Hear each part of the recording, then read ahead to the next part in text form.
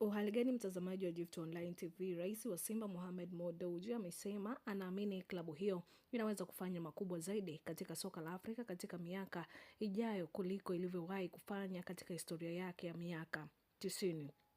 Kauli hiyo imekuja wakati Simba ikitimiza miaka 90 tangu kuanzishwa kwake mwaka 1936, huku leo inatarajiwa kuadhimisha tukio hilo kubwa la kitamasha hapa jijini Dar es Salaam. Lakini katika kilele cha tamasha hilo, Simba itacheza mchezo wa kirafiki dhidi ya Police FC ya Kenya, huko tukio hilo litatumikia kwa sehemu maandalizi ya kikosi cha kuelekea msimu wa 2026-2027. Mo amesema kila kipindi amekuwa akishuhudia mabadiliko ndani ya Simba, jambo linalompa matumaini makubwa kwamba klabu hiyo inaweza kufikia hatua kubwa zaidi barani Afrika. Kuhusu mchezaji bora katika historia ya Simba, Mo amesema klabu hiyo imewahi kuwa na wachezaji wengi wenye uwezo mkubwa, hivyo si rahisi kumtaja mmoja pekee yake. Mo ambaye klabu hiyo ya kuwa mwekezaji alikuwa shabiki kindakindaki wa Simba, amesema baadhi ya wachezaji waliowahi kuchezea klabu hiyo amewaachia alama kubwa. Kwa mtazamo wake, anastahili kukumbukwa katika historia ya Simba. Amesema anaheshimu mchango wa kila mmoja aliyewahi kuitumikia Simba, akisisitiza kuwa mafanikio ya klabu hiyo